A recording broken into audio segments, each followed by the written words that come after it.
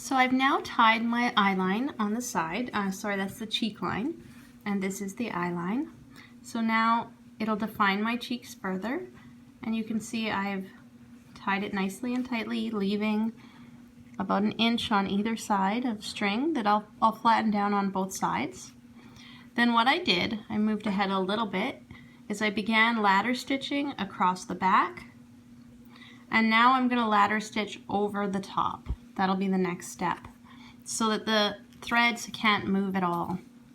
Now, in the tutorial, after the ladder stitching and the head, we move to the nose. I'm actually going to skip that step in this workshop, and instead we're going to go straight to adding the joint, and then we'll backtrack to the nose.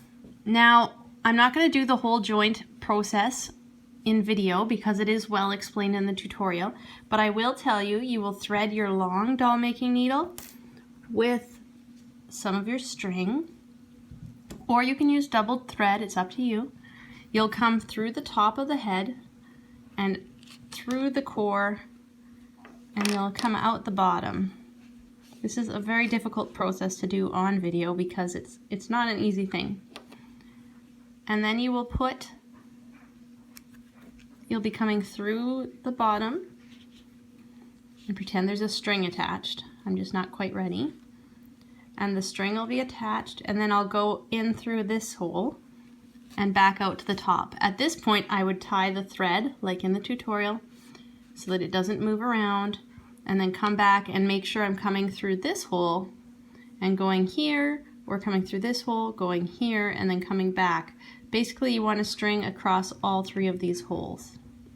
And it'll all be neatly tied at the top. And your joint, when you're done stringing and attaching it, it shouldn't be able to move. It should be firm and the head should move, but the joint shouldn't. At that point, you'll want your little piece of lining fabric that you've cut to be slightly larger than your joint. Now this joint is a little bit larger than the joint that you're supposed to use in the pattern. My drill bit broke right before I needed to film this portion, and so I had to go with a slightly larger joint. This is a 35mm joint. Luckily, it did still fit between my arms. However,